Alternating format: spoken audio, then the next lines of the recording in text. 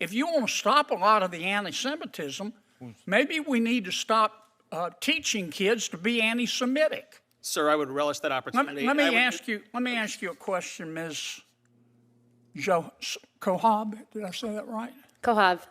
Do you think it's possible to feel compassion for the Palestinian people without hating Jews? Not a good day for Ilhan Omar believers. Senator John Kennedy do what very few people in Washington have the guts to do. Walk into a room full of academics and activists and demand real answers about the explosion of anti-Semitism on American college campuses. No softballs. No apologies. Just raw, uncomfortable truth-telling that had these professors squirming in their seats. Kennedy didn't come to play games. He came to expose a system that has been coddling hate while hiding behind a shield of academic freedom.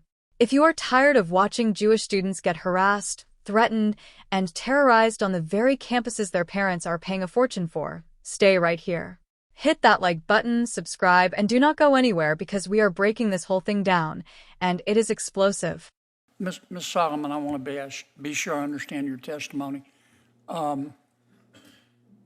Did I understand you to testify that anti-Semitism is worse under the Trump administration? Senator, thank you for your question. You don't have to thank me. Okay. Your best thanks is to answer. Okay. Well, I'll tell you that anti-Semitism has been rising, especially since the 2017 but has the Charlottesville Trump administration attack. caused that? Is that your testimony? I wouldn't say the Trump administration has caused anti-Semitism. Has there been an increase since Trump has entered office? Yes. Do you see a causal connection there? Yes. Why? Trump has highlighted and platformed neo-Nazis and white supremacists. Okay. I can't see that far. I understood you to say that in answer to Senator Durbin's question, the spending reductions, reducing the federal budget would increase anti-Semitism. Isn't that what you said? No, I did not. I said that the constant threats to cut money to the Office for Civil Rights and the Department of Education prevents the federal government from adequately investigating anti-Semitism and other hate crimes on college campuses. So you think one way to stop anti-Semitism is to give people more money? Is that right? I think one of the ways is to actually fund people that are actually designed to investigate anti-Semitism on college campuses. What's there to investigate? We see it.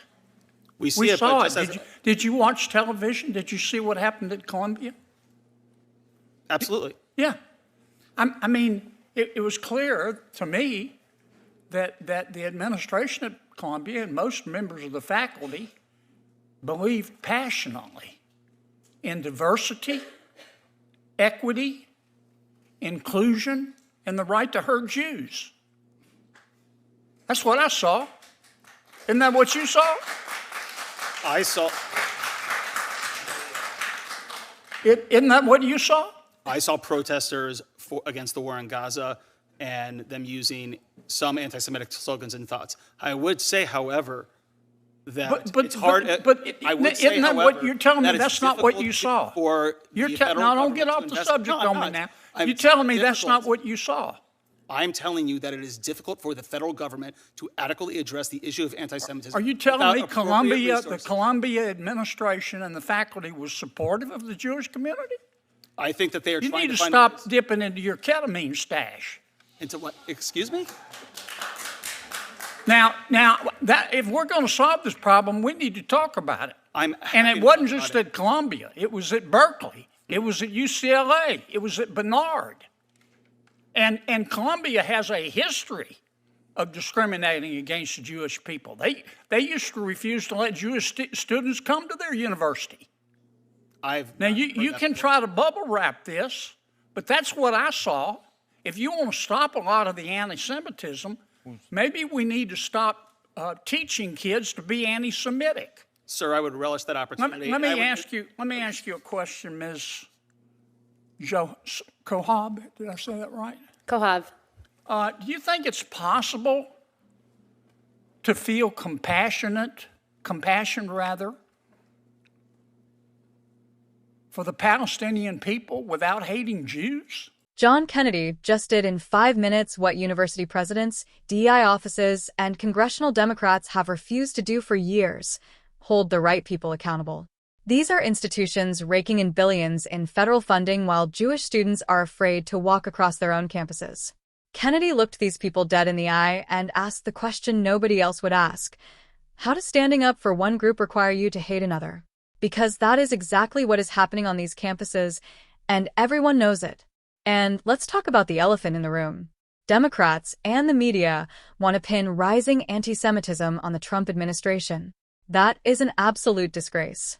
The explosion of Jew hatred on college campuses was already raging before Trump ever came back to office. It was raging under Biden. It was raging while Democrats were busy calling everyone else racists and bigots. Kennedy exposed that deflection for exactly what it is: a desperate attempt to avoid accountability for a culture these very institutions helped create. Universities have had every opportunity to protect Jewish students, and they chose ideology over safety every single time. Kennedy made that undeniable.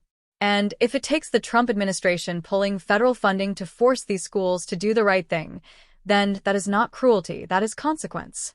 Something these campuses have never had to face before. John Kennedy delivered it without flinching, and that is exactly the kind of leadership America needs right now.